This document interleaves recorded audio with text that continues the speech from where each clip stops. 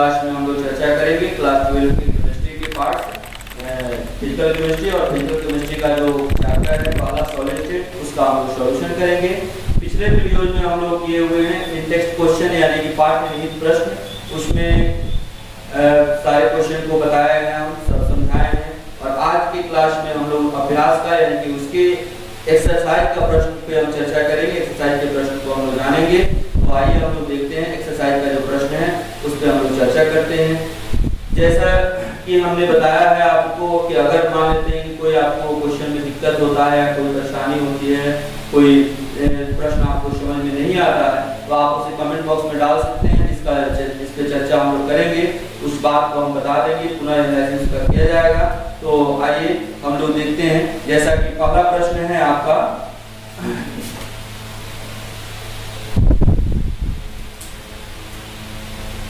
पहला क्वेश्चन है अक्रिस्टलीय ठोस को परिभाषित करें।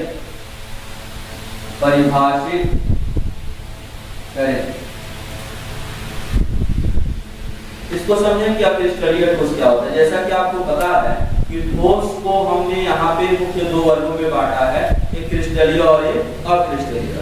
क्रिस्टलीय का हमने 4 प्रकार बताया था, जिसमें से आणविक ठोस, धात्विक ठोस, आयनिक ठोस और सहसंयोजक ठोस प्रमुख था। और उसमें भी आणविक ठोस में भी 3 प्रकार हम लोग पढ़े थे, जिसमें से ध्रुवीय ठोस, अध्रुवीय ठोस और हाइड्रोजन आवरणित ठोस था। लेकिन यहाँ पे हमको अक्रिस्टलीय ठोस के बारे में बताना है, तो अक्रिस्टलीय को जानने के लिए हमको क्रिस्टलीय को जानना बहुत ही आवश्यक है।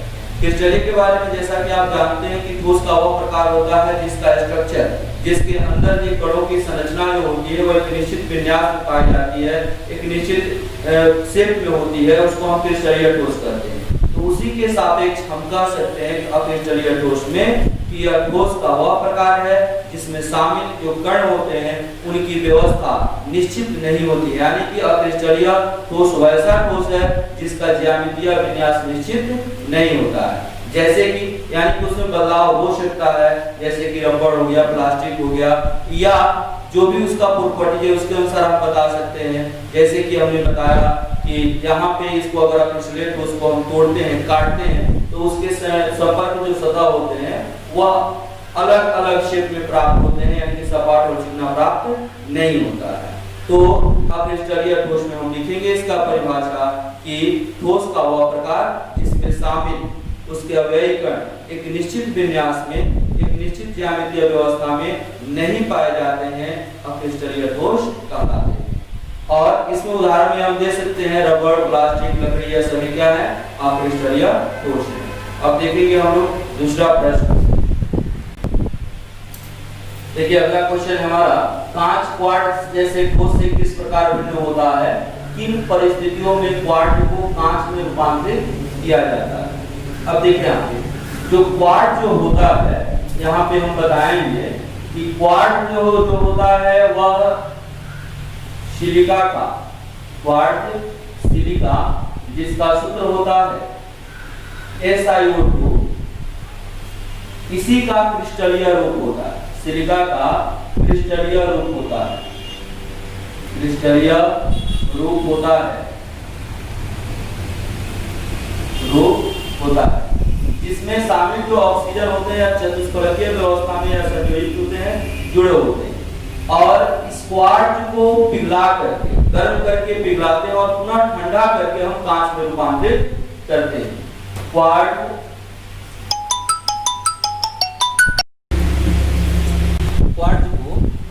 को गर्म करके पिघलाते हैं और पिघला करके ठंडा करते हैं।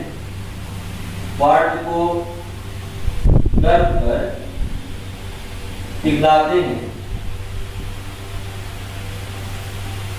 एवं पुनः उसे ठंडा कर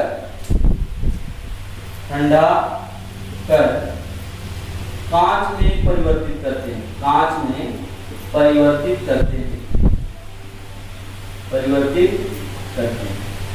तो यहाँ यह देखिए क्वार्ट्ज जो है वह क्रिस्टलीय ठोस का ही एक रूप होता है, लेकिन जब इसको पिघला करके ठंडा करके कांच में परिवर्तित करते हैं तब यह जो प्राप्त होता है कांच, यह एक अक्रिस्टलीय ठोस होता है, या एक अक्रिस्टलीय ठोस होता है,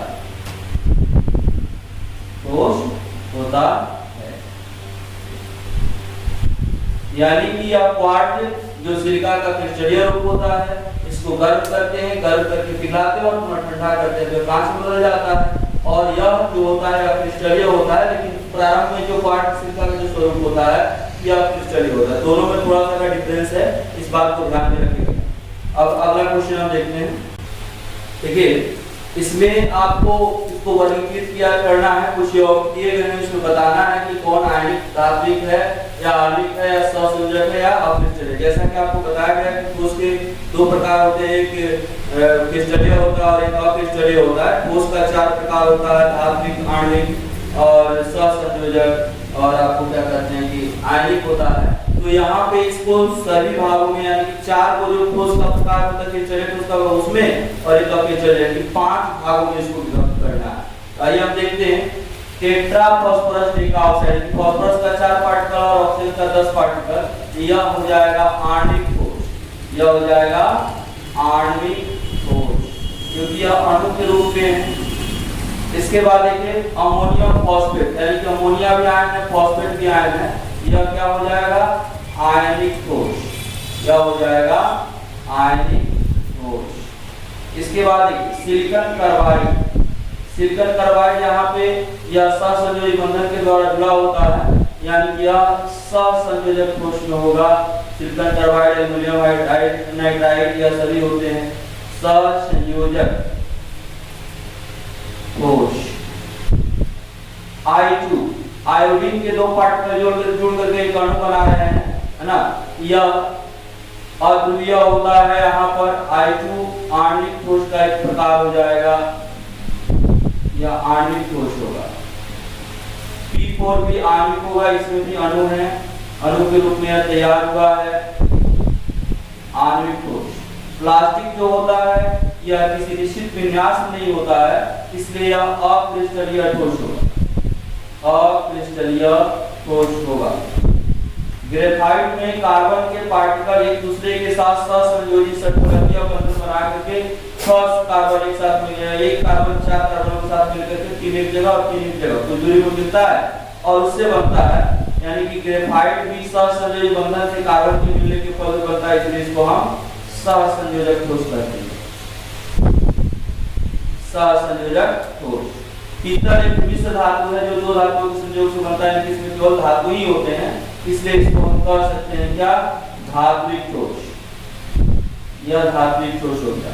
रुबिडियम एक प्रकार का धातु है, इसलिए इसको भी हम कह सकते हैं धात्विक ठोस, धात्विक ठोस। और लिथियम ब्रोमाइड, यहाँ पर लिथियम और ब्रोमीन दोनों आयन के रूप में, इसलिए लिथियम क्लोराइड ब्रोमाइड को हम आयनिक ठोस कह सकते हैं, आयनिक ठोस। और सिलिकॉन, सिलिकॉन केवल और केवल यह उप धातु है, 4 होते हैं अंतरिक्ष में इलेक्ट्रॉन, इसलिए सिलिकॉन होगा सहसंयोजक ठोस, सहसंयोजक ठोस। अब देखेंगे अगला क्वेश्चन। अब देखिए अगला जो क्वेश्चन है इसमें उप सहसंयोजक संख्या का पूछ रहा है कि क्या अर्थ है। उप सहसंयोजक संख्या का मतलब होता है कि कोई भी अगर परमाणु दिया गया है और इस परमाणु के परितः जितने भी परमाणु के कण या गोले हैं जो इसको स्पर्श कर रहे हो, इसके चारों ओर से इसको पकड़े हुए हो, उनको हम कहते हैं उप सहसंयोजक संख्या। जैसे कि आपको बताया कि एक विमीय निविड़ संतुलन में एक गोला अन्य 2 गोलों के साथ संपर्क में रहता है, तो यानी कि किसी भी क्रिस्टल में एक गोला जितने अपने चारों ओर के जितने गोलों के साथ संपर्क में रहता है वही उसका उप सहसंयोजक संख्या कहलाता है। तो अब इसमें कह सकते हैं, पहला क्वेश्चन का ये आंसर है, इसमें हम कह सकते हैं कि किसी क्रिस्टल में एक गोला या परमाणु अपने चारों तरफ के जितने परमाणुओं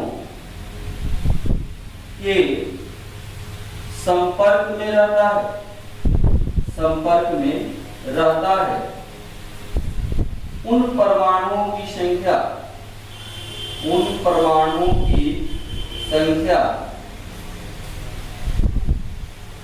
उपसहसंयोजन संख्या कहलाती है।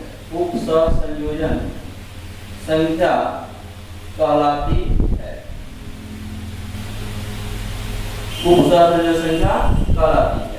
अगर वो आपको जो परमाणु यौगिक है या जो आपका क्रिस्टल है वह अगर आयनिक है, यदि क्रिस्टल आयनिक हो तो एक केंद्रीय आवेशित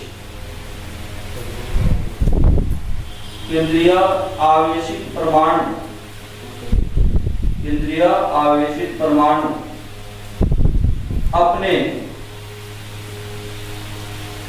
आसपास के जितने भिन्न आवेशों से संबंधित होता है उपसहसंयोजन संख्या कहलाता है। उपसहसंयोजन संख्या कहलाता है। अब इसमें देखिए दो क्वेश्चन और दिया हुआ है। एक घनीय निविड़ संकुलित, घनीय मतलब हो गया क्यूबिकल, निविड़ मतलब हो गया क्लोज और संकुलित मतलब हो गया पैकिंग। यानी कि एक घनीय निविड़ संरचना का मतलब हो गया क्या, सीसीपी संरचना।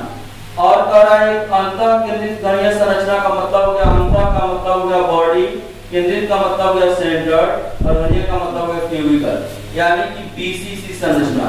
अब इसमें ध्यान देंगे कि एक घनीय निविड़ संकुलित संरचना यानी कि जब घन बनेगा तो 4 और 4 8 कोने होंगे उसके। यानी कि जैसे देखिए हो गया आपका घनीय क्रिस्टल। अब घनीय क्रिस्टल में 8 को तो इसके चारों कोनों पर होगा। इसके अलावा चारों ओर से घिरे हुए दीवारों पर एक फोकस का कण होगा। यानी कि जो यह क्रिस्टल होगा अपने आसपास के 12 परमाणुओं से घिरा होता है, इसलिए इसकी उपसहसंयोजन संख्या जो होगी वह कितनी हो जाएगी, 12 होगी। और बीसीसी जो होता है, बीसीसी का मतलब जब क्रिस्टल तैयार होगा आपका तो इसके अंदर केंद्र में जो होगा कण वह या केंद्र में का कण अपने 8 शीर्ष पर स्थित कणों के द्वारा घिरा होता है, 8 कणों से घिरा होता है। इसलिए बीसीसी की जो आपको उपसहसंयोजन संख्या होगी वह कितनी होगी, तो 8 होगी। तो यहाँ पर उपसहसंयोजन संख्या के बारे में हम लोग जानेंगे क्या होता है। तो किसी भी क्रिस्टल में कोई भी परमाणु जितने अन्य परमाणुओं के साथ संपर्क में रहता है या घिरा होता है वह उपसहसंयोजन संख्या कहलाता है। या अगर क्रिस्टल आवेशित है तो कोई भी केंद्रीय परमाणु जिसका कोई आवेश, जैसे माइनस वाला है तो प्लस से घिरा होगा, अगर प्लस वाला है तो माइनस से घिरा होगा। यानी कि भिन्न आवेशों से जितना आवेश से घिरा होता है केंद्रीय आवेश वाला परमाणु, वही उसका क्या कहलाता है, उपसहसंयोजन संख्या कहलाता है। और यहाँ पे इसके दूसरे नंबर क्वेश्चन में 2 आपको दिए गए हैं क्रिस्टल जिसमें आपको उपसहसंयोजन संख्या बताना है। तो सीसीपी में आपको उपसहसंयोजन संख्या कितना होगा, 12 होगा। और बीसीसी में उपसहसंयोजन संख्या कितना होगा, 8 होगा। यहाँ से हम इसको समझ सकते हैं। ठीक है, अब देखेंगे अगला क्वेश्चन।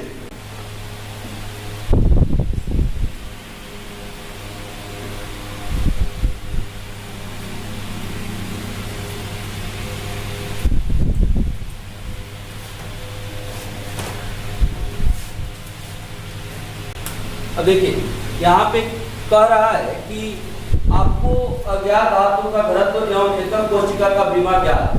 क्या क्या दिया हुआ है, घनत्व और क्या होगा, एकम कोशिका का बीमा। तो आपको कह रहा है कि परमाणु द्रव्यमान की गणना करना है, यानी कि हमको तत्वों के परमाणु द्रव्यमान का निर्धारण करना है। सबसे पहले हम मान लेंगे, माना कि तत्व का परमाणु द्रव्यमान बराबर n। और अब यहाँ पे उस तत्व का हमको बीमा भी देखना है। तो बीमा हम मान लिए कि तत्व का कि एक किनारे की लंबाई, एक किनारे की लंबाई बराबर 1 सेंटीमीटर, तो तत्व का घनत्व क्या हो जाएगा? तत्व का घनत्व हो जाएगा a क्यूब सेंटीमीटर क्यूब, है ना। अब यहाँ पर यह घनत्व d का मान हो गया, है ना। अब यहाँ से हमको और भी पार्ट्स निकालने हैं, जैसे अब एवोगाड्रो है, तो जैसे एवोगाड्रो संख्या, एवोगाड्रो संख्या Na बराबर 6.022 गुना 10 का पावर 23। और आप जानते हैं कि पूरे तत्व का अगर आणविक द्रव्यमान हमको निकालना हो, भार निकालना हो, तो हम क्या करेंगे उसमें? तो उसमें हम उसके परमाणु के भार से गुना कर देंगे एवोगाड्रो संख्या में। यानी कि तत्व का परमाणु द्रव्यमान हमें निकालना हो, यह मोल के कंसेप्ट से हमें मिलता है, क्या कर देंगे बताइए? यानी कि एक परमाणु का भार, एक परमाणु का भार गुना Na, यानी कि एवोगाड्रो संख्या हो जाता है ना। यहाँ पे तत्व का परमाणु द्रव्यमान एक परमाणु का भार का अगर Na से गुना कर देते हैं तो हमको मिल जाता है। और यहाँ पर घनत्व के लिए हम निकाल ही लिए, आयतन में संबंध हो ही गया। अब यहाँ पर आयतन और घनत्व के बीच एक संबंध होता है। हम जानते हैं, क्या जानते हैं? तो घनत्व बराबर द्रव्यमान बटा आयतन, यह होता है।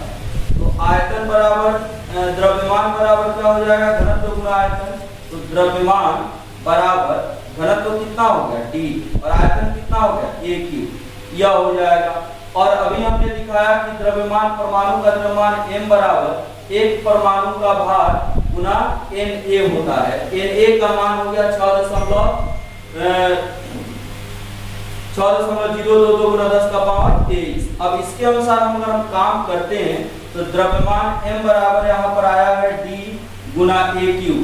अब इसके मान को हम लेंगे तो यहाँ पर देखिए क्या रिजल्ट आएगा हम लोगों का।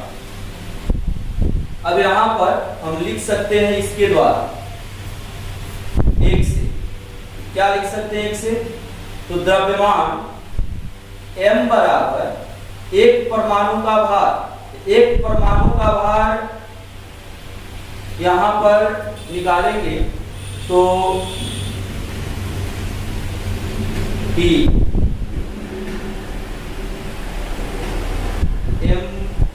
m बटा Na, और Na हो गया इसका वैल्यू। यहाँ पर हम कर सकते हैं जैसे m बराबर Na Guna a cube Guna Na बटा z हो गया परमाणु संख्या। तो परमाणु की संख्या गुना उसका पूरा भार अगर हमको निकालना होगा तो यहाँ पर Na Guna a cube into d, a cube into d हो गया। और इसका हम निकालेंगे mz, यहाँ पर इसकी नहीं करते हैं, इसको आगे बढ़ाते हैं। अब देखिए एक परमाणु का भार, एक परमाणु का भार बराबर z, परमाणु की संख्या लिखेंगे, परमाणु की संख्या। इसलिए परमाणु भार कितना हो जाएगा? परमाणु भार या तत्व का भार हो जाएगा z गुना m, mz, है ना। और यहाँ पर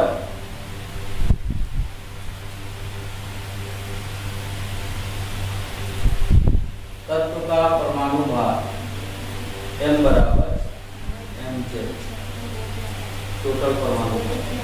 तो यहाँ पर हो जाएगा पूरा m बराबर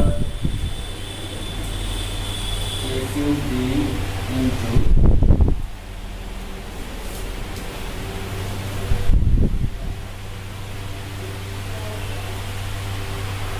NA बटा Z, MZ बराबर AQ into D। यहाँ पे MZ आया हुआ है, AQ into D है,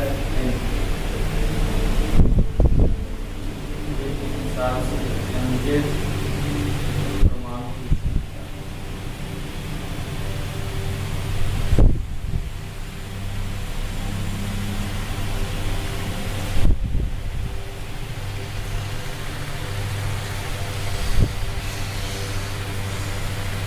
एक परमाणु का भार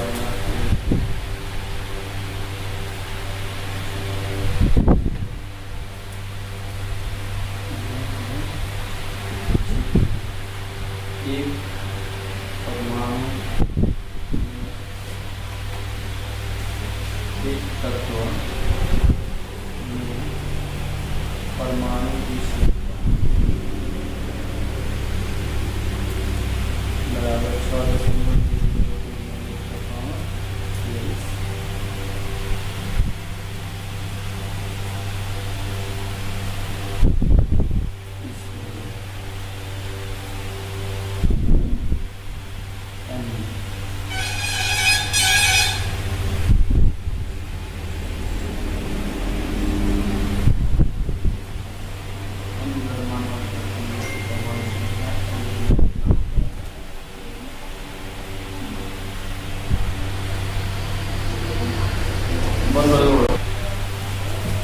तो यहाँ पर परमाणु भार mz हो गया। अब यहाँ पर निकालेंगे हम एक परमाणु के लिए भार, एक के लिए द्रव्यमान, और फिर उसको इक्वल करेंगे। जैसे यहाँ पर देखिए कि अगर तत्व का भार अगर हमको निकालना है, जैसे mz आ गया पूरे परमाणु का, एक परमाणु की परमाणु संख्या मान लीजिए तत्व की परमाणु संख्या z, तो परमाणु भार mz हो जाएगा। पुनः अब इस द्रव्यमान के लिए इसका परमाणु भार जो होगा पुनः m द्रव्यमान के लिए परमाणु भार यह क्या हो जाएगा, तो Na गुना D गुना AQ। अब इसको और इसको, इन दोनों परमाणु भार एक ही तत्व का परमाणु भार है, तो क्या कर लेंगे, बराबर कर लेंगे। समीकरण 1 तथा 2 से, 1 तथा 2 से, अब यहाँ पर क्या हो जाएगा 1 तथा 2 से, mz बराबर Na into D into AQ। m बराबर क्या हो जाएगा, Na into D into AQ अब बटा। यही हो गया आपका इनके लिए संबंध, जहाँ अलग अलग क्रिस्टल के लिए अलग अलग जेड होता है। जहाँ BCC के लिए जेड बराबर 2 होता है, FCC के लिए जेड बराबर 4 होता है, और सरल घनाकार कोशिका के लिए जेड का मान, परमाणु संख्या का मान केवल 1 होता है। तो यहाँ पर इसके माध्यम से हम इसका द्रव्यमान निकाल सकते हैं, यानी कि यह आयतन 1 2 3 4 5 आयाम है। 5 में से अगर 4 दिए जाए तो आप 5वां निकाल सकते हैं। इसमें से एक ज्ञात है, Na ज्ञात है, उसको आपको निकालने की आवश्यकता नहीं है। एवोगाड्रो संख्या होता है जो आपको पहले से पता है। यह तो देगा 4 पद बच गया, चारों में से 3 को अगर पता है तो चौथा आप याद कर सकते हैं इसके माध्यम से। देखिए इसके बाद अगला क्वेश्चन, ठीक है, क्वेश्चन नंबर 6 में कह रहा है कि क्रिस्टल की स्थिरता उसकी गलनांक के परिणाम से प्रकट होती है। मतलब कि वह पार्टिकल, वह जो कण है कितना स्थिर है, कैसे वह व्यवस्थित हो सकता है, वह उसके गलनांक के ऊपर निर्भर करता है, उसके परिणाम पर प्रकट होता है। अब इसी पर टिप्पणी करना है कि किसी क्रिस्टल की स्थिरता उसके गलनांक के परिणाम द्वारा प्रकट होती है। टिप्पणी कीजिए। अब कह रहा है किसी आंकड़ा पुस्तक से जल, ethyl alcohol, die ethyl ether तथा मेथेन के गलनांक एकत्र करें।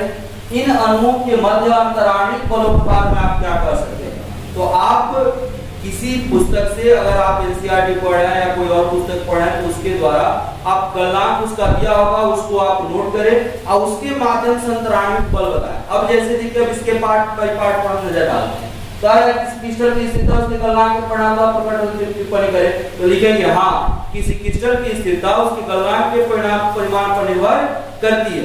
कैसे अब निर्भर करती है? तो अगर किसी पदार्थ का, किसी यौगिक का अगर गलनांक अधिक होता है तो वह अधिक स्थिर होता है, और यदि अगर कम होता है तो कम स्थिर होता है। जैसे कि हम जानते हैं गैलियम और सीजियम अगर हथेली पर रख देते हैं तो हथेली पर रखते ही वो पिघल जाता है, यानी कि यह उतना स्थिरता को नहीं दिखाता है जितना और एलिमेंट दिखाता है। तो हम यहाँ पर इसके बारे में कह सकते हैं या उसके गलनांक पर निर्भर करता है। अब कह रहा है किसी आंकड़ा पुस्तक से जल, ethyl alcohol, die ethyl ether, methane यानी कि 4 कंपाउंड है, इनके गलनांक को एकत्र करना है, इसके बारे में अंतराणिक बलों के बारे में बताना है। तो यहाँ पे तो आपको दिया नहीं है प्रश्न में उसका आंकड़ा किसका गलनांक कितना है, तो आप पहले उसको एकत्र करेंगे और एकत्र करने के पश्चात अगर जिसका गलनांक अधिक होगा उसको तोड़ने में अधिक ऊर्जा खर्च होगी, यानी कि उसको जब तोड़ने में अधिक ऊर्जा खर्च होगी, इसका मतलब यह हुआ कि उसके जो कण होते हैं, पार्टिकल होते हैं, उनके बीच, उनके कणों के बीच अधिक आकर्षण बल लगता है। यानी कि जिसका गलनांक ज्यादा होगा उनके कणों के बीच अंतराणिक आकर्षण बल बहुत ही ज्यादा होता है, और जिनका गलनांक कम होता है उनके कणों के बीच अंतराणिक आकर्षण बल कम होता है। तो इसके आधार पर हम गलनांक आंकड़ा एकत्र करके उसके आधार पर हम यहाँ बात प्रकट कर सकते हैं, बता सकते हैं, दिखा सकते हैं। तो अब यह आप काम खुद से कर सकते हैं। आंकड़ा दिया नहीं, यह एग्जाम में इस तरह का क्वेश्चन पूछा नहीं जाता है, अगर पूछा भी जाएगा तो आंकड़ा के साथ पूछा जाएगा, तो आंकड़े के आधार पर इसको स्पष्ट हम कर सकते हैं। अब इसके बाद देखिए क्वेश्चन नंबर, देखिए षटकोणीय निविड़ संकुलन और घनीय निविड़ संकुलन में यहाँ पे हमको अंदर स्पष्ट करना है। षटकोणीय निविड़ संकुलन का मतलब होगा हेक्सागोनल, H, निविड़ मतलब C, क्लोज, और संकुलन यानी कि पैकिंग P, यानी कि SCP और घनीय क्यूबिकल, क्लोज और पैकिंग यानी कि CCP में अंतर स्पष्ट करना है। आप इसको लिख सकते हैं, आपके पास कॉन्सेप्ट है इस सब का। आप षटकोणीय निविड़ संकुलन में जैसे कि आप बता सकते हैं यहाँ पर यह कैसे बनता है, तो एक गोला इसमें 6 गोलों से घिरा होगा और उसके द्वारा यहाँ पर षटकोणीय निविड़ संकुलन बनता है। और यहाँ पर जब एक परत को दूसरे परत के ऊपर रखते हैं, इस व्यवस्था में यहाँ पर षटकोणीय निविड़ संकुलन का निर्माण होता है। इसमें हम बता सकते हैं कि कितने फलक होते हैं, तो 6 फलक होते हैं, और इन 6 फलकों के द्वारा इसका हम निर्धारण करते हैं। तो यहाँ पर हम देख सकते हैं यह जो रचना है यह षटकोणीय निविड़ संकुलन की रचना है ना, और यहाँ से 6 फलक बनेगा, 6 कोण बनेगा, यह आप बता सकते हैं। घनीय निविड़ संकुलन में 6 फलक होते हैं, लेकिन यहाँ पर जो एंगल है, इस एंगल में और इसके एंगल में, वहाँ पे 90 का एंगल बनता है, यहाँ पर 120 डिग्री का एंगल बनता है। ये घनीय निविड़ संकुलन में A, B, C यानी कि अक्षीय लंबाई सब बराबर होती है, इसमें सारी अक्षीय लंबाई बराबर नहीं होती। यानी कि इस तरह से आप इसमें 2-3 अंतर आप बता सकते हैं, षटकोणीय निविड़ संकुलन में क्या होता है और घनीय निविड़ संकुलन में क्या होता है। क्रिस्टल जालक एवं एकक कोष्ठी का क्रिस्टल जालक क्या होता है, तो किसी भी क्रिस्टल का, किसी भी क्रिस्टलीय कोष में शामिल परमाणुओं की एक निश्चित क्रम में जो व्यवस्था होती है, उन व्यवस्था से जो जालक तैयार होता है, उसी जालक को हम क्या कहते हैं, क्रिस्टल जालक कहते हैं।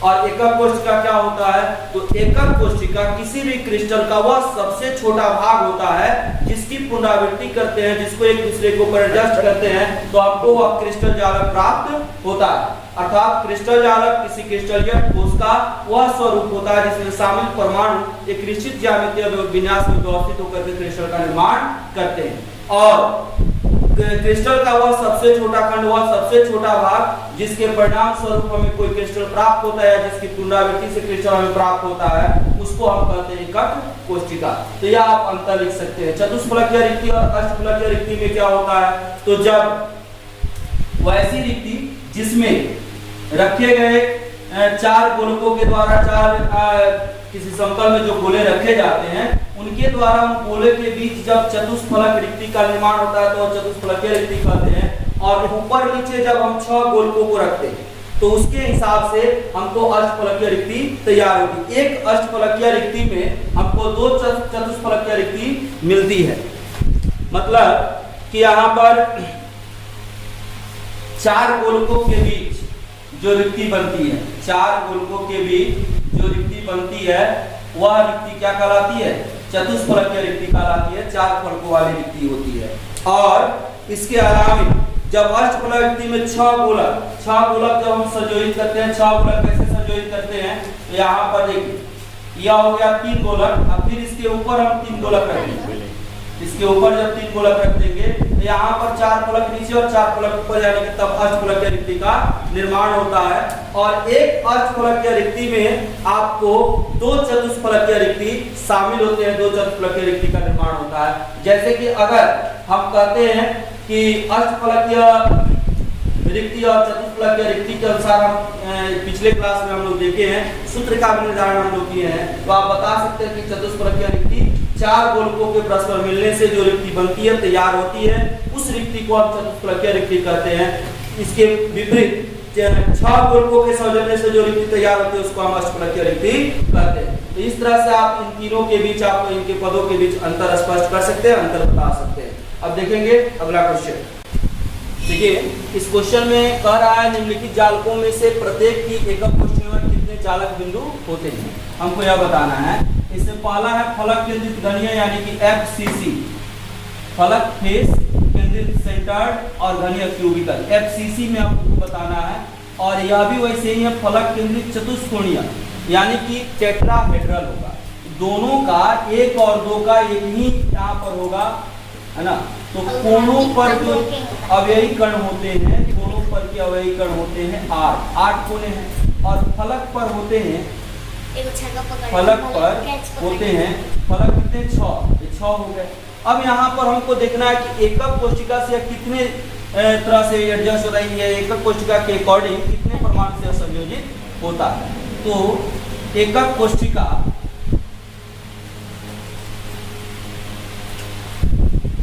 एकक कोशिका में परमाणु यहाँ पर जो शीर्षों पर होते हैं वह 8 उसके 8वें भाग के साथ संयोजित होते हैं। और फलक में जो होता है वह 6 जो होता है आमने सामने के फलक से यानी कि 2 भागों में संयोजित होता है। यह 8 से 8 कट गया 1 और यह हो गया 2 3 6 यानी कि 3, यानी कितना हो गया? 4 हो गया। और तीसरा में अंतः केंद्रित है, तो अंतः केंद्रित में क्या होगा? अंतः केंद्रित में होता है कि यहाँ पर अंतः में यानी कि उसके अंदर अंतः बिंदु पर 1 हो गया और शीर्षों पर यह होता है 8। और फिर अब इसको निकालेंगे एकक कोशिका में कितना परमाणु इसके होगा। तो एकक कोशिका में परमाणु जो होगा, एकक कोशिका में परमाणु इसमें क्या होगा? 8 गुना 1/8 और प्लस 1 यानी कि यह कितना हो जाएगा? 1 और प्लस 1 यानी कि 2। यानी कि अंतः केंद्रित में इसके परमाणुओं की संख्या 2 होती है और फलक केंद्रित घनीय या फलक केंद्रित चतुष्कोणीय में इसकी संख्या कितनी होती है? 4 होती है। इसके बाद देखेंगे अगला क्वेश्चन। देखिए क्वेश्चन नंबर 9 में जो है हमको धात्विक और आयनिक क्रिस्टलों में समानता और विभेद को बताना है। समानता मतलब कि जो दोनों में गुण पाया जाएगा और विभेद मतलब कि जो दोनों में गुण नहीं पाया जाएगा, एक होगा दूसरे में नहीं होगा, हमको बताना है। तो अब देखिए पहले हम देखते हैं समानता दोनों में क्या है। दोनों में समानता क्या है, यानी कि धात्विक ठोस एक हो गया और एक हो गया आयनिक ठोस। अब यहाँ देखिए धात्विक ठोस में क्या होगा। समानता की बात करें तो जैसे दोनों में, इसमें धात्विक आबंध कार्य करता है, इसमें आयनिक आबंध कार्य करता है, लेकिन जो गुण है धात्विक ठोस का यह कठोर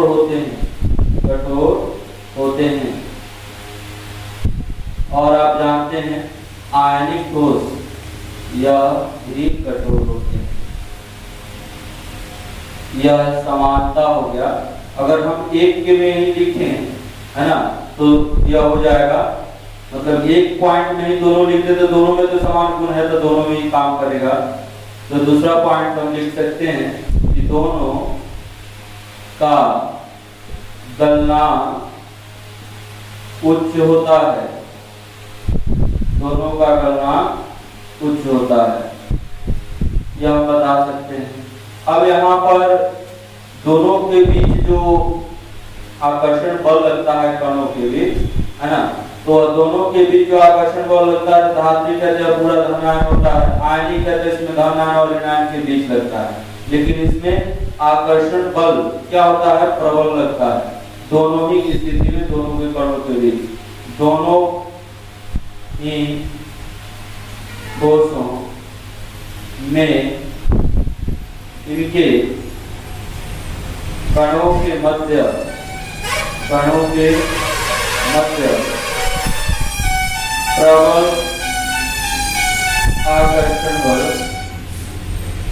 प्रबल आकर्षण बल कार्य करता है। ठीक है। अब यहाँ पर विभेद देखेंगे, अंतर देखेंगे, अंतर। ठीक है।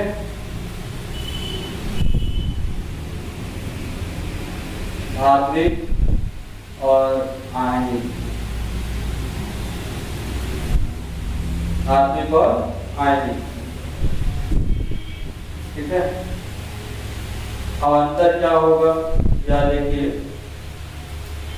धात्विक जो ठोस होते हैं, यहाँ पे यह जो ठोस है, यह ठोस अवस्था में विद्युत के चालक होते हैं, और यह ठोस आयनिक जो ठोस होता है, ठोस अवस्था में विद्युत का चालक नहीं होता है, गलित अवस्था में विद्युत का चालक होता है। यहाँ पर यह ठोस अवस्था में, यहाँ पर इसके गुण में एक और चीज हम लिख सकते हैं, समानता में लिख सकते हैं कि दोनों ही प्रकार के ठोस, अब चालक होता है, चालक होने का गुण तो दोनों में पाया जाता है, भले प्रकृति बदल जाए तो उसमें अलग हो जाता है, तो दोनों ही प्रकार के ठोस चालक होते हैं, चालक होते हैं। यहाँ पर यह ठोस अवस्था में चालक होता है, चालक होता है, और यह गलित अवस्था में चालक होता है, चालक होता है, ठोस में कुचालक होता है, कुचालक होता है। ठीक है। और अंतर क्या लिख सकते हैं, इसमें आयनिक, इसमें धात्विक आकर्षण बल कार्य करता है, धात्विक आकर्षण बल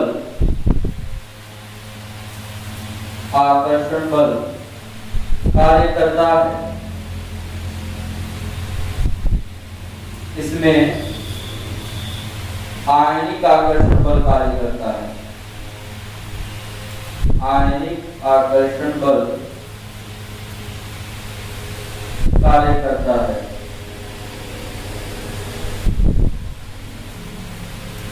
कार्य करता है ना, यह के बीच का अंतर है ना। और यहाँ पर यह टूट जाता है आसानी से, लेकिन धात्विक नहीं टूटेगा, यानी कि यहाँ पर दुर्बल होता है और यहाँ पर यहाँ प्रबल होता है और यहाँ पे दुर्बल होता है।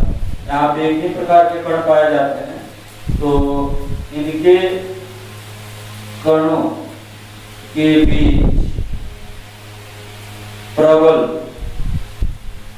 आकर्षण बल कार्य करता है, कार्य करता है। और यहाँ पर इनके कणों के बीच दुर्बल आकर्षण बल कार्य करता है,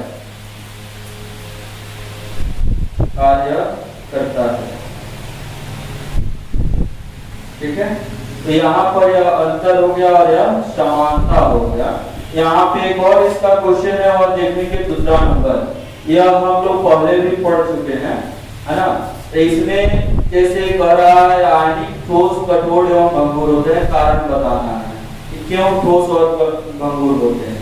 तो यहाँ पर आयनिक ठोस के कणों के बीच प्रबल आकर्षण बल, प्रबल अंतराण्विक आकर्षण बल कार्य करने के कारण यह बहुत ही सघनता के साथ एक दूसरे के साथ जुड़े होते हैं, जिसके कारण यह कठोर होते हैं। और यह अब जब जुड़ेगा तो यहाँ पे जब इसको तोड़ेंगे और तोड़ने पर यह टूट जाता है, इसका कोई ज्यामितीय निश्चित विन्यास नहीं होता है टूटने वाले कण का, तो हम कह सकते हैं कि इनके कणों के बीच प्रबल अंतराण्विक आकर्षण बल लगने के कारण यह आपको कठोर भी होते हैं और भंगुर भी होते हैं। भंगुर पदार्थ का वह गुण होता है जिसके कारण जब उसको पीटते हैं, ठोकते हैं, तो अनियमित आकृति में टूट जाती है।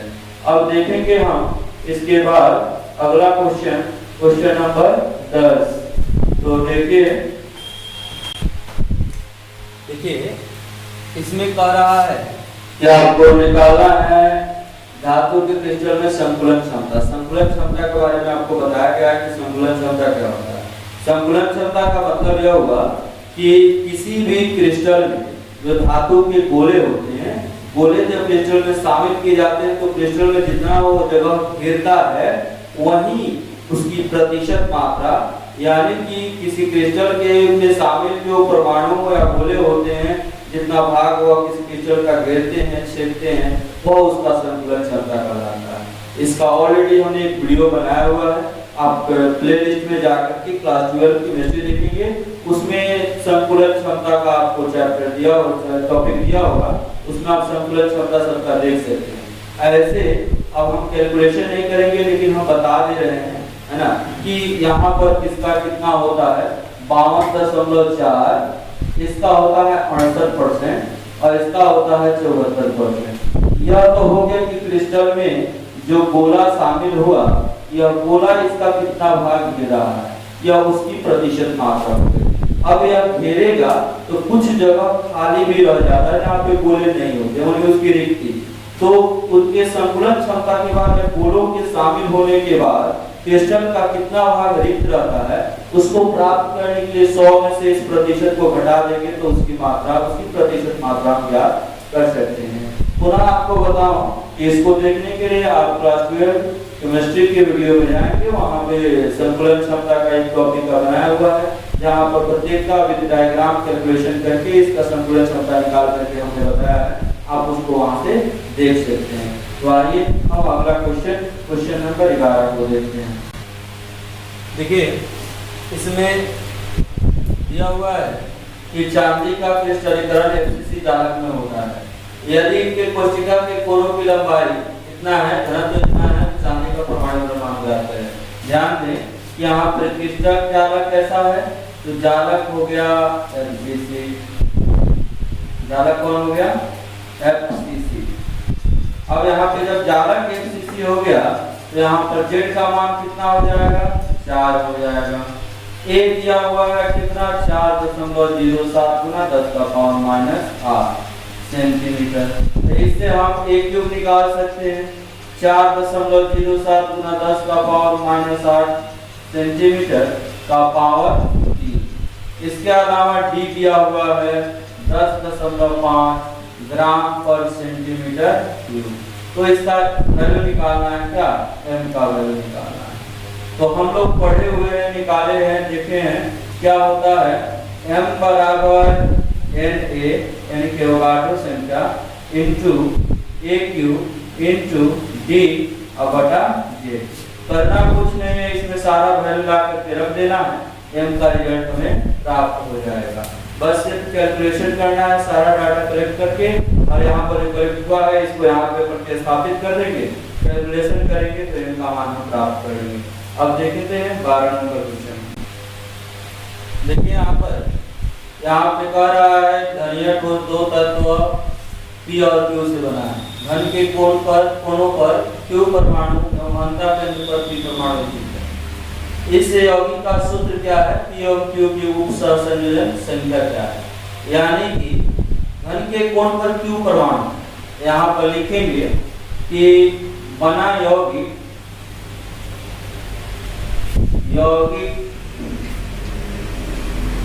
P तथा Q कणों से बना है।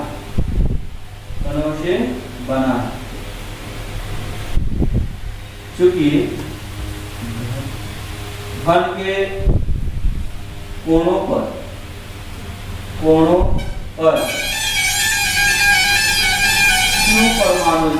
Q परमाणु स्थित है। घन के कितने कोण होते हैं? 8। इसलिए यौगिक में Q परमाणु की संख्या बराबर 8 गुना 1 गुण बटा 8। कितना हो गया? 1। अब अंतः केंद्र पर P परमाणु स्थित है। अंतः केंद्र पर P परमाणु स्थित है। इसलिए यौगिक में P परमाणु की संख्या बराबर 1। अब Q भी 1 हो गया और P भी 1 हो गया। इसलिए यौगिक का सूत्र तब P हो गया 1 और Q हो गया 1, तो यौगिक का सूत्र क्या हो जाएगा? PQ हो जाएगा। अब कह रहा है कि इस यौगिक का सूत्र क्या है? सूत्र तो निकल गया। अब इसका उपसहसंयोजन संख्या क्या है? तो उपसहसंयोजन संख्या आप जानते हैं कि परमाणु के आसपास उपस्थित वह परमाणु या वह गोला जो उसके साथ संपर्क में रहता है वही उसका क्या होता है? उपसहसंयोजन संख्या होता है। तो उपसहसंयोजन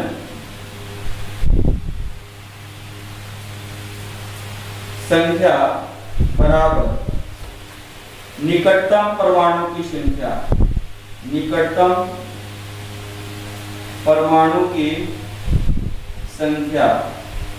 यानी क्या होगा बताइए? तो यहाँ पर इसका संख्या हो जाएगा कितना? 8। यानी कि 8 परमाणु जो उसके गोले हैं, तो P के चारों ओर Q 8 गोला है, तो उसका उपसर्जन संख्या कितना हो जाएगा? 8 हो जाएगा।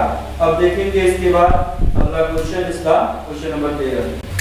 देखिए अगला क्वेश्चन जो है कह रहा है कि नायोबियम का क्रिस्टलीकरण। अगला क्वेश्चन में है कि नायोबियम का क्रिस्टलीकरण अंतःकेंद्रित घनीय संरचना में होता है।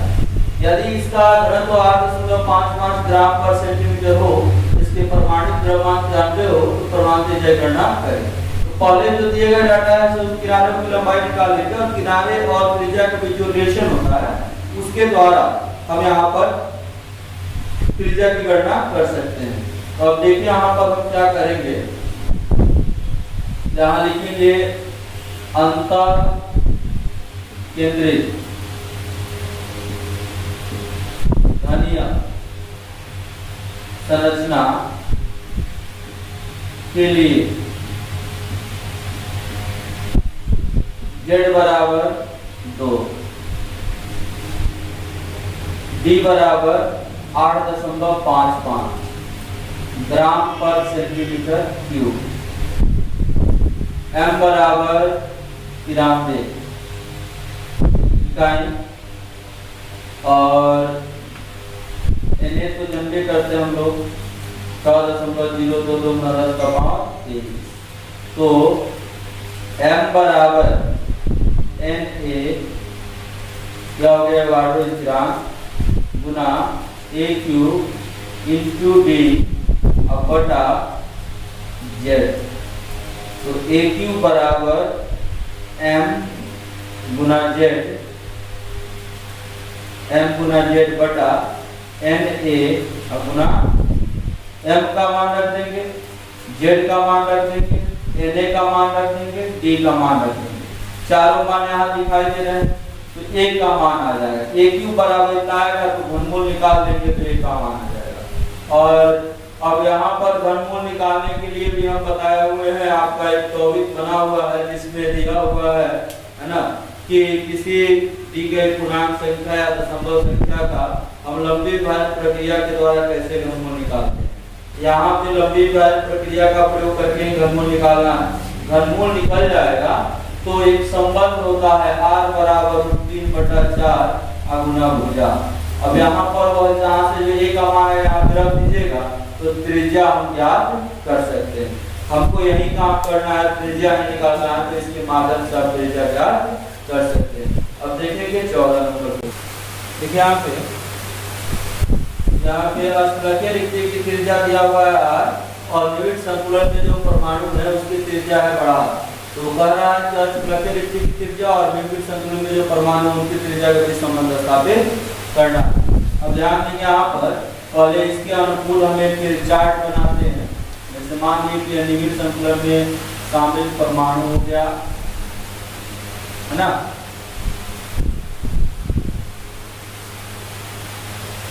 और यहाँ पर यह अष्टफलकीय रिक्ति की परमाणु हो गया, इसको मिला देते हैं।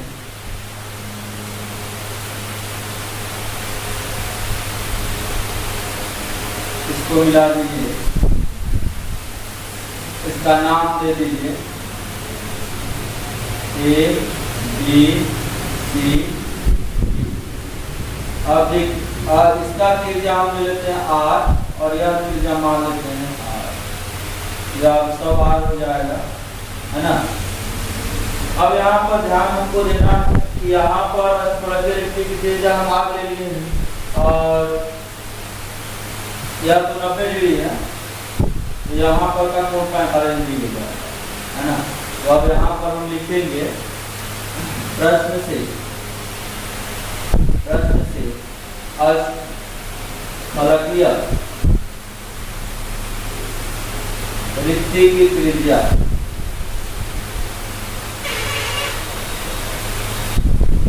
बराबर r और निविड़ संकुलन में परमाणु त्रिज्या बराबर बड़ा है ना। अब यहाँ पे हम देखेंगे चित्रानुसार संपूर्ण त्रिभुज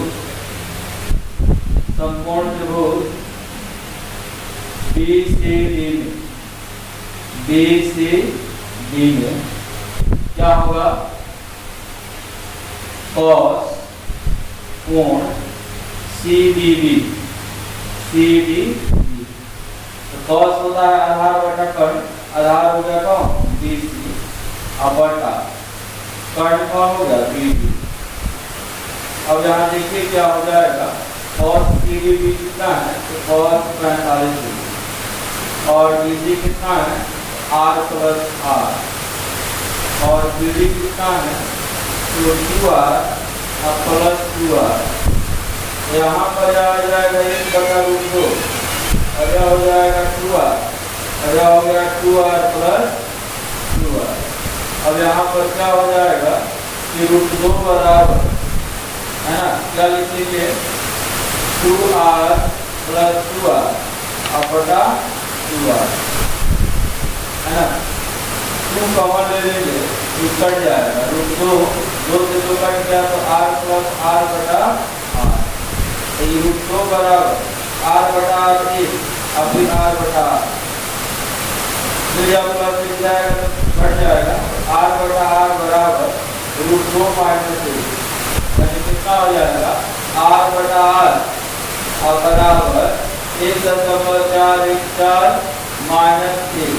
तो r बराबर 1 कम हो जाएगा तो 0.414 और R, यही R और R के बीच संबंध हो गया। आप देखेंगे अगला क्वेश्चन, देखिए 15 नंबर क्वेश्चन में कॉपर जो है वह एफसीसी जालक के रूप में क्रिस्टलीकृत होता है। तो एफसीसी जालक के लिए आपको बताया गया है कि एफसीसी के लिए जेड जो होता है वह जेड क्या होता है, 4 होता है। जेड क्या होगा, 4 होगा। कॉपर है तत्व तो एम क्या होगा, 63.5 होगा, है ना।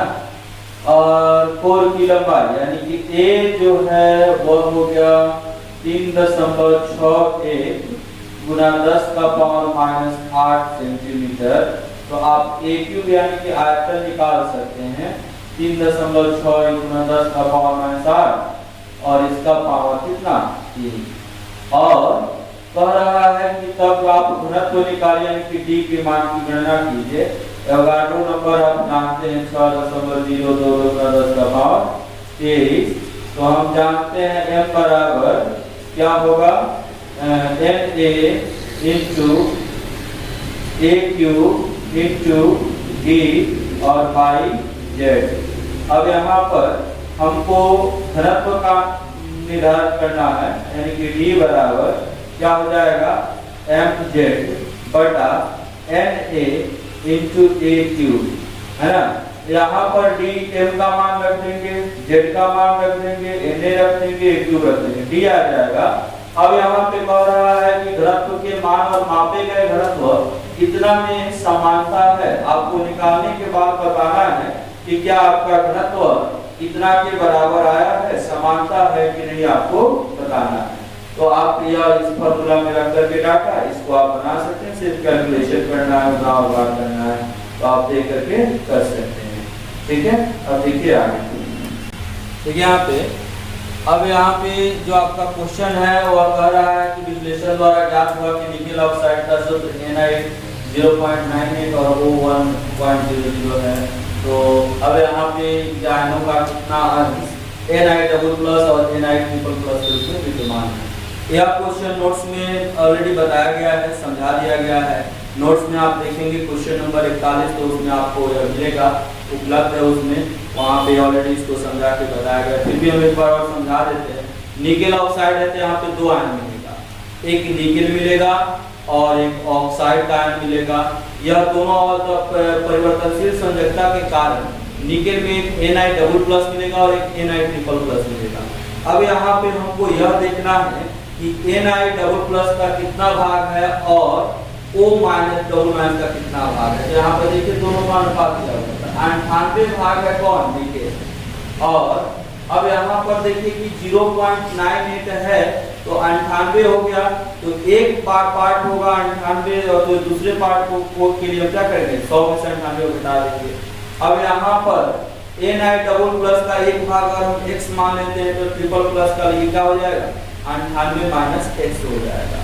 और यहाँ पर चूंकि निकेल ऑक्साइड जब वो मिल जाता है निकेल और ऑक्साइड का आयन, तो दोनों उदासीन हो जाता है। उस स्थिति के लिए हमको काम करना होगा। तो वहाँ पे अब यहाँ पे डबल+ और ट्रिपल+ के लिए हम काम करेंगे। जैसे डबल+ के लिए अगर आप 98 माने तो 2 गुना 98 हो जाएगा, और प्लस इसके अलावा ट्रिपल+ के लिए हो जाएगा 3 गुना 98 - x बराबर, अब 2 गुना पूरे निकल कर कितना भाग हो गया, 100, 2 गुना 100, और इसको हल कर लेंगे तो x का वैल्यू आ जाएगा। वही वैल्यू से हम काम कर लेंगे। ऐसे ऑलरेडी यह बना हुआ है, आपको बना करके बताया गया है, तो आप उसे देख करके समझ सकते हैं, या क्लास में भी कराए हुए हैं, नोट्स में भी दिया हुआ है। तो यहाँ पे आप इस काम को कर सकते हैं, जान सकते हैं। अगर आपको कहीं इसमें दिक्कत होता है, परेशानी होता है, तो आप कहेंगे तो पुनः इसको हम बता देंगे, बना देंगे, लेकिन दिक्कत नहीं होनी चाहिए। क्योंकि यहाँ पर निकेल है और ऑक्साइड है, तो निकेल का 2 पार्ट होगा, एक Na++ और एक Na++ है, तो उसके माध्यम से आप इसको सॉल्व कर सकते हैं। तो आइए देखिए अगला क्वेश्चन है हमारा, अर्धचालक क्या होता है। 2 मुख्य अर्धचालकों का वर्णन करें। अब जानिए पहले अर्धचालक सेमीकंडक्टर को कहते हैं। तो ऐसे ही चालकता के आधार पर किसी भी ठोस पदार्थ को, चालक को हम मतलब किसी पदार्थ को जो चालकता का गुण दिखाता है उसके आधार पर, चालन की क्रिया के आधार पर हम 3 भागों में बांटते हैं। एक चालक होता है, अचालक होता है और एक अर्धचालक होता है। अचालक को हम विद्युतरोधी भी कहते हैं। तो चालक वैसा ठोस पदार्थ होता है जो चालक और अचालक यानी कि विद्युतरोधी के बीच पाया जाता है। यह वैसा ठोस होता है जो चालक और विद्युतरोधी के बीच पाया जाता है, यानी कि कभी अचालकता का गुण दिखाता है तो कभी अचालकता का गुण दिखाता है, यानी कि कभी अचालक होता है तो कभी विद्युतरोधी होता है, जिसमें बेसिकली बल्ब 14 के तत्व आते हैं। और मुख्य रूप से इसमें 2 अर्धचालक को प्रयोग करना है। तो आप जानते हैं, आप लोगों को बताया गया है कि अर्धचालक मुख्य रूप से 2 प्रकार के होते हैं, एक शुद्ध अर्धचालक और एक अशुद्ध अर्धचालक होता है, अपद्रवी अर्धचालक होता है, यानी कि जिसमें किसी प्रकार का कोई मिश्रण शामिल नहीं होता, मिश्रित नहीं किया जाता है किसी अन्य तत्व को, तो अशुद्ध होता है। और अपमिश्रण के रूप में किसी अन्य वर्ग के तत्व को उसमें जब मिला देते हैं तो उसको हम कहते हैं क्या, अपद्रवी अर्धचालक। तो यहाँ पर ऐसे सामान्य अपद्रवी अर्धचालक को हम 2 भाग बांटे हुए हैं, यानी अपमिश्रण की क्रिया से बनता है। एक होता है पी अर्धचालक और एक का नाम देते हैं हम एन अर्धचालक। एक होता है पी अर्धचालक और एक का नाम देते हैं एन अर्धचालक। अब ध्यान देंगे कि एन अर्धचालक और पी अर्धचालक क्या होता है। एन अर्धचालक का मतलब यह होता है कि जब वर्ग 14 के तत्व जैसे जर्मेनियम हो गया, सिलिकॉन हो गया, इन तत्वों को जब हम संयोजी इलेक्ट्रॉन 5 वाले तत्वों के साथ यानी कि वर्ग 15 के तत्वों के साथ जब अपमिश्रित करते हैं तो जो चालक तैयार होता है, यानी कि चालकता की वृद्धि हो जाती है। तो जो अर्धचालक तैयार होता है उसको हम क्या कहते हैं, अर्धचालक कहते हैं। यानी कि वर्ग 14 के तत्वों के साथ हम मिला दें वर्ग 15 के तत्व को, इनके अपमिश्रण से बना हुआ जो अर्धचालक होता है वह क्या होता है, एन अर्धचालक होता है।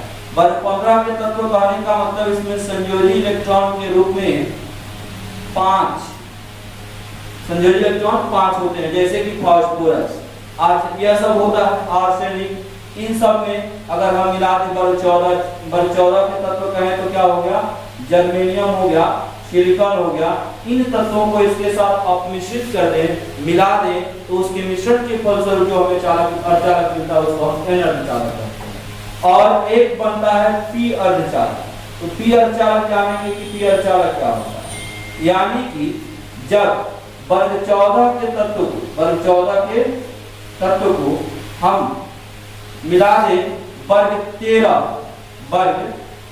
के तत्व के साथ, यानी कि जैसे बोरॉन, एल्युमिनियम आदि के साथ सिलिकॉन और जर्मेनियम आदि को मिला दें तो उनके अपमिश्रण से जो हमें प्राप्त होता है अर्धचालक, उसको हम क्या कहते हैं, पी अर्धचालक कहते हैं। यही दोनों हो गया। और जैसे अर्धचालक का परास होता है, जो अर्धचालक हम काम में लाते हैं, इसका परास होता है 10 का पावर -6 से 10 का पावर 4 पर ओम पर मीटर होता है, यानी इसी के रेंज में पाया जाता है अर्धचालक। यह दोनों प्रकार की चालकता उसके बारे में वर्णन हो गया। यहाँ पे इसके लिए हम यह जान लिए कि यह क्या होता है। यहाँ पे पी अर्धचालक, एन अर्धचालक, अर्धचालक का परिमाण। अब देखेंगे अगला क्वेश्चन नंबर 18। यहाँ पे क्वेश्चन कह रहा है non stoichiometric cuprous oxide Cu2O प्रयोगशाला में बनाया जा सकता है। इसमें Cu तथा O का अनुपात 2:1 से कुछ कम है। क्या आप इस तथ्य की व्याख्या कर सकते हैं कि अब पी अर्धचालक, यहाँ पर ध्यान देंगे, यहाँ पर Cu++ और Cu प्लस कहलाता है क्यूप्रस और Cu++ कहलाता है क्यूप्री, है ना। यहाँ पर यह जो दोनों आयन है इसके लिए हमको व्याख्या करनी है ना। तो यहाँ पर यह जो अनुपात है 2:1, इसको लिखेंगे यहाँ Cu2O में Cu तथा O का अनुपात 2:1 से कुछ कम। यह दर्शाता है कि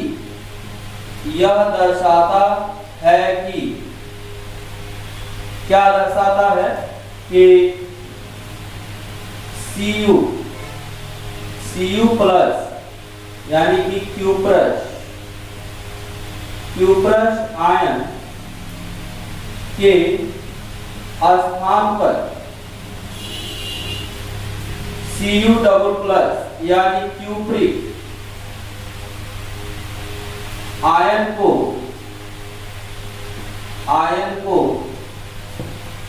रखा जाता है।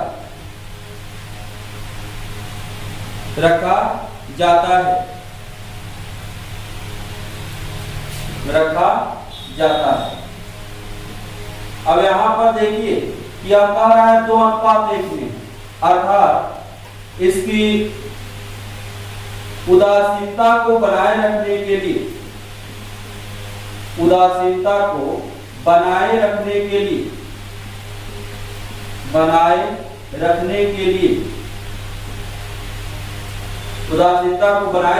लिए यहाँ दो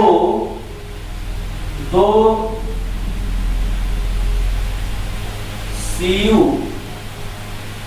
प्लस आयन के स्थान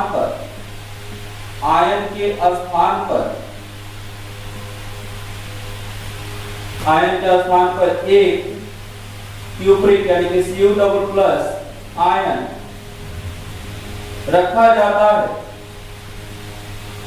जिसके फलस्वरूप रिक्ति की उत्पत्ति होती है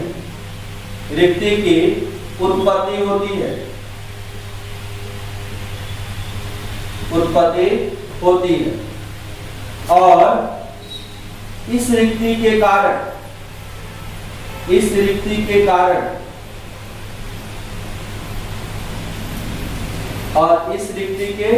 कारण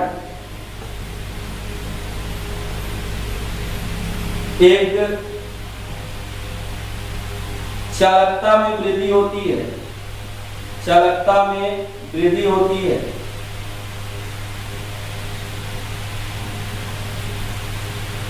अतः इस रिक्ति के कारण हम कह सकते हैं कि यह अर्धचालक P प्रकार का अर्धचालक है। ठीक है, यहाँ पर हमको यही बताना था कि इस तथ्य की व्याख्या करना था और बताना था कि यह क्या P अर्धचालक है। तो हमने बता दिया यहाँ पे क्रिएट हो रहा है, इसलिए P अर्धचालक है। अब देखेंगे इसके बाद अगला क्वेश्चन देखिए, यह 19 नंबर क्वेश्चन में कह रहा है फेरिक ऑक्साइड आयन के षटकोणीय संकुलन में, मतलब HCP हो गया, क्रिस्टलीकृत होता है जिसके 3 अष्टफलकीय रिक्तियों में से 2 पर फेरिक आयन होते हैं। तो फेरिक ऑक्साइड का सूत्र आपको ज्ञात करना है। यह क्वेश्चन हम लोग जो आपको बताया गया है उसके नोट्स में आप लिखिएगा। क्वेश्चन नंबर 42 में यह क्वेश्चन ऑलरेडी कराया जा चुका है, जिसके माध्यम से आप इसको पूरा करेंगे। अगर किसी को परेशानी होता है, प्रॉब्लम होता है, दिक्कत होता है, तो यह ऑलरेडी समझाया गया। अगर फिर भी दिक्कत होता है तो आप कहेंगे कि इसे इसका सॉल्यूशन बना करके डाल देंगे, आप इसे कर सकते हैं। तो अगला क्वेश्चन देखेंगे, क्वेश्चन नंबर 20। ठीक है, यहाँ पे आपको बताना है कौन P प्रकार का अर्धचालक होगा और कौन N प्रकार का। जैसे कि पिछले क्वेश्चन में हम लोग समझे थे कि अगर अर्धचालक के बारे में, उसके प्रकार के बारे में, P और N के बारे में बताया गया था कि N अर्धचालक जो होता है वह वर्ग 14 के जो सिलिकॉन और जर्मेनियम होते हैं, वैसे तत्वों को जब मिलाया जाता है 5 संयोजन इलेक्ट्रॉन वाले, यानी कि जैसे कि फास्फोरस, आर्सेनिक 15 के तत्वों के साथ, तो उस प्रकार का चालक हम N प्रकार का चालक करते हैं। और जब सिलिकॉन और जर्मेनियम को डोपित किया जाता है, मिश्रित किया जाता है किसके साथ, तो वर्ग 13 के साथ, यानी कि बोरॉन, एल्यूमिनियम है ना, इस सब तत्वों के साथ, तो उसको हम P प्रकार का चालक करते हैं। तो आप देखिए कि इंडियम भी वर्ग 13 का है और बोरॉन भी वर्ग 13 का है। इसके साथ वर्ग 14 के तत्व जर्मेनियम और सिलिकॉन में आए जा रहे हैं। तो यह पहला भी जो होगा डोपित से प्राप्त होगा, यह भी क्या होगा, P प्रकार का अर्धचालक होगा। और या दूसरा भी क्या होगा, पी प्रकार का अर्धचालक, यानी कि दोनों पी प्रकार का अर्धचालक होगा। अब देखेंगे क्वेश्चन नंबर 21। देखिए 21 नंबर जो क्वेश्चन है, इसमें सोना का परमाणु त्रिज्या दिया हुआ है, आर दिया हुआ है, और या फलक के देखिए का कोशिका है, यानी कि एफसीसी है। तो या एफसीसी में के होता है, तो इसकी कोर की लंबाई और मतलब ए ज्ञात करना है। तो जो हम लोग पढ़े हैं संतुलन क्षमता में ए और आर के बीच रिलेशन एफसीसी के लिए, उसी रिलेशन के द्वारा यहाँ पे हम ए यानी कि कोर की लंबाई को निकाल सकते हैं। ऐसे आपके नोट्स में क्वेश्चन नंबर 43 में ऑलरेडी बनाया जा चुका है, तो आप चाहें तो उसके द्वारा बना सकते हैं, और यदि दिक्कत होगा तो आप इसको बताएंगे, हम इसको करा देंगे। कमेंट बॉक्स में सिर्फ आप बता देंगे कि यह क्वेश्चन करा देना है, तो उसको हम फिर से बता देंगे। अभी आप लोग को बस मात्र जो नहीं हुआ है या जो आपको दिक्कत होगा, जो पढ़ाया गया है, जो उसको हम समझा करके काम करा रहे हैं, फिर भी अगर आपको कोई कहीं दिक्कत हो, कोई कष्ट हो, तो आप उसको जरूर कहेंगे, बताएंगे। और यहाँ पे बैंड सिद्धांत के आधार पर चालक, विद्युत रोधी चालक और चालक में क्या अंतर होता है, तो यह फिजिक्स में जब हम लोग पढ़ेंगे, मॉडर्न फिजिक्स इलेक्ट्रॉनिक्स, तो उसमें हम बताएंगे चालक और चालक के बारे में कि चालक पट्टी क्या होता है, ऊर्जा पट्टी क्या होता है, और उसके माध्यम से इसको हम लोग समझेंगे। तो यह अभी क्वेश्चन अभी नहीं हम बताएंगे, क्योंकि इसका मूल कॉन्सेप्ट जो है वह फिजिक्स में हम लोग को मिलता है, तो वहाँ पे जब हम लोग चलेंगे तो इसको हम लोग जानेंगे कि यह क्या होता है। और शॉर्टकी दोष में क्या होता है, तो शॉर्टकी दोष में से यह मुख्य रूप से एक आणिक दोष का प्रकार होता है, जहाँ से आपको एक रिक्तिका मतलब कि एक आयन जो होता है प्लस वाला निकल करके और बाहर चला जाता है, और बाहर जा करके बाहर जाता है, तो यहाँ पे उसको संतुलित रखने के लिए उस क्रिस्टल को एक प्लस और एक माइनस दोनों जगह बाहर चला जाता है। इस तरह के दोष को हम शॉर्टकी दोष कहते हैं, या खास करके आयनिक दोषों में ही पाया जाता है।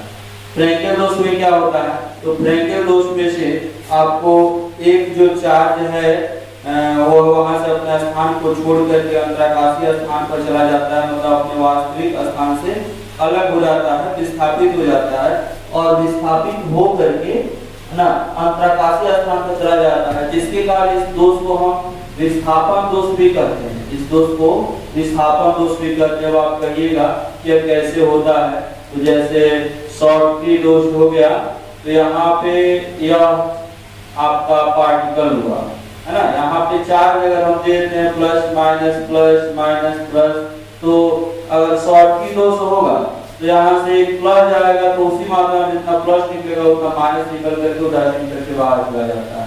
और फ्रैंकेल दोष में से क्या होता है, इसमें सबसे चार्ज होगा पार्टिकल से, और इसमें क्या होता है कि यहाँ से जो भी आपको चार्ज हटेगा वह अंतराकाशीय स्थान पर चला जाता है ना।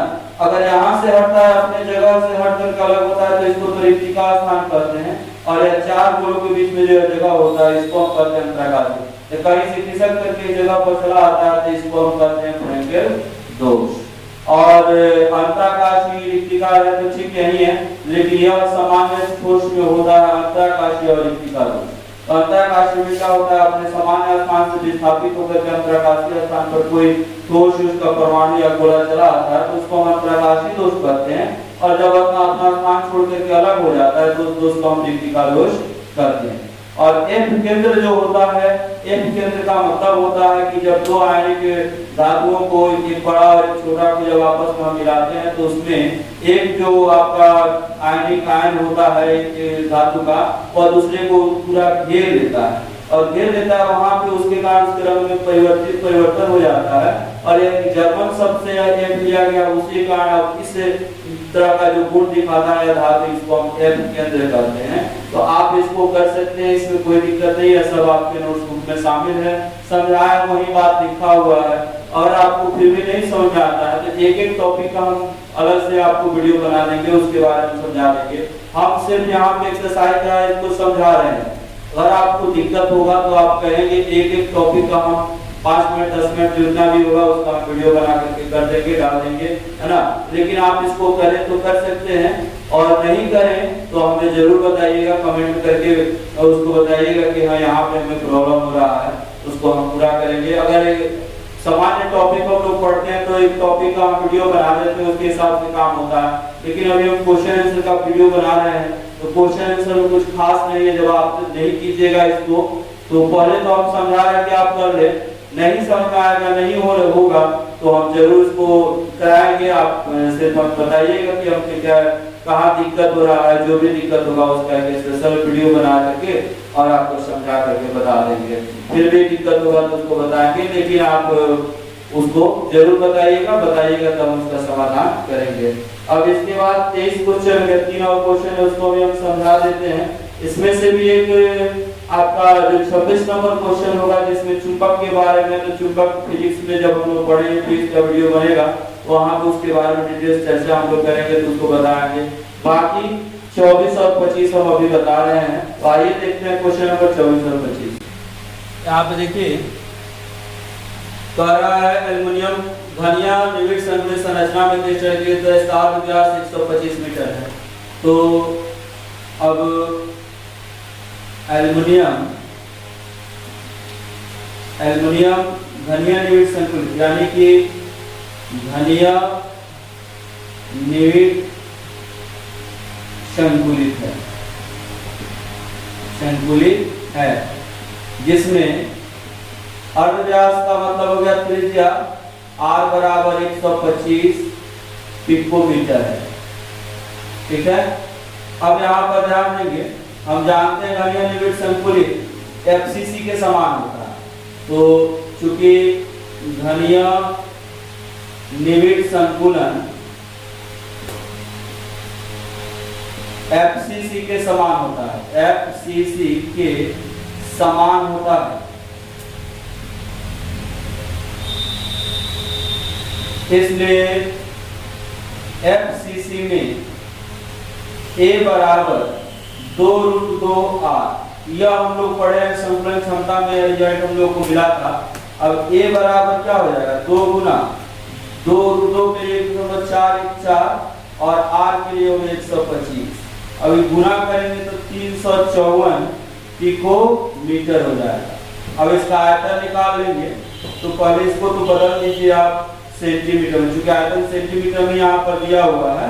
तो 354 और पिको का मान 10 का पावर -12 और बटा सेंटीमीटर बदलेंगे तो 10 का पावर -2, अभी सेंटीमीटर होगा।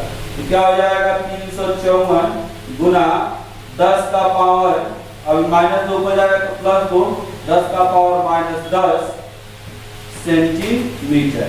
अब इसका आयतन निकाल लीजिए तो A³ निकालेंगे तो कितना हो जाएगा इसका 354 गुना 10 का पावर -10 सेंटीमीटर का पावर 3।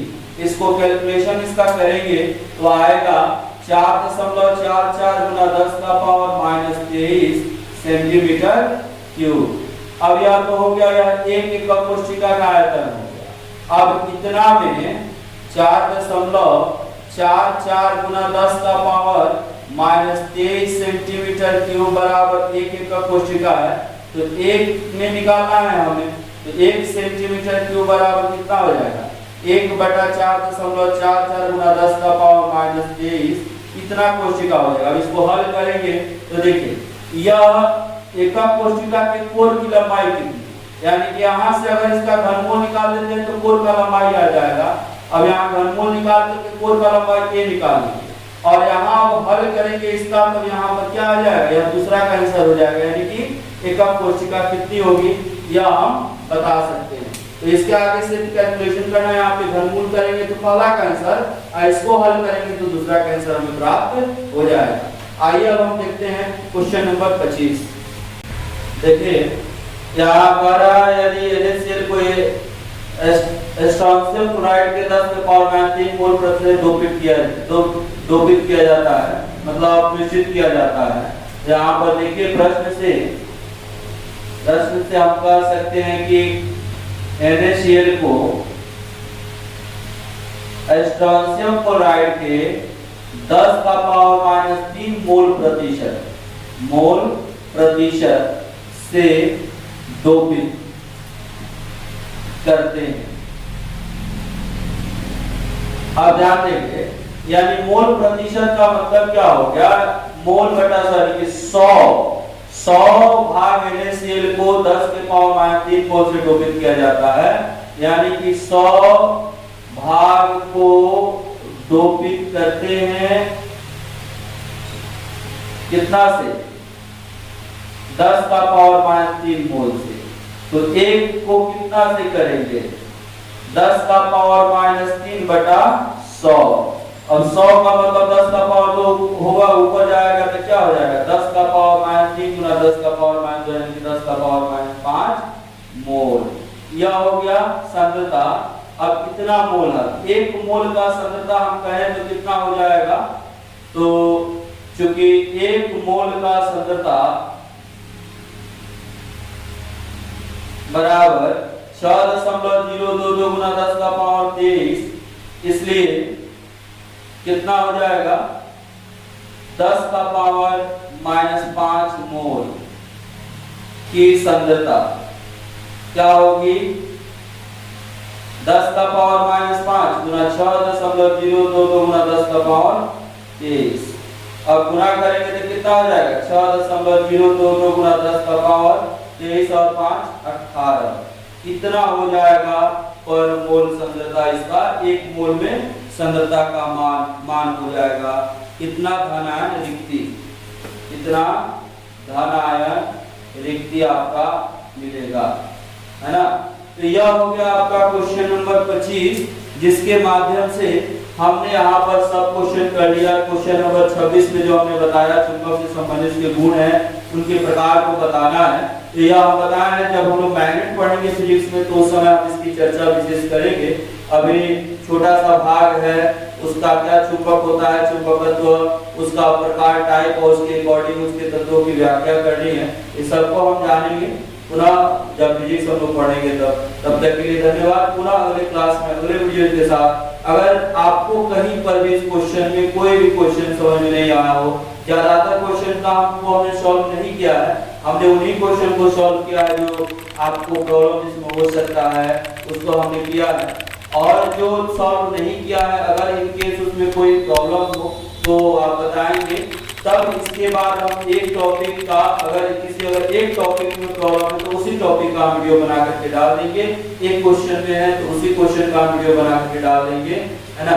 तो जिसमें आपको प्रॉब्लम हो आप जरूर कमेंट बॉक्स में बताइएगा, और पुनः अगले क्लास में अगले वीडियो अगले चैप्टर के सॉल्यूशन के साथ हम उपस्थित होंगे, जिसमें हम लोग अब आगे नेक्स्ट चैप्टर में विलयन यानी कि सॉल्यूशन, फिजिकल केमिस्ट्री का सॉल्यूशन चैप्टर है उसके सॉल्यूशन को करेंगे, उसके एनसीईआरटी के सॉल्यूशन करेंगे। धन्यवाद, तब तक के लिए।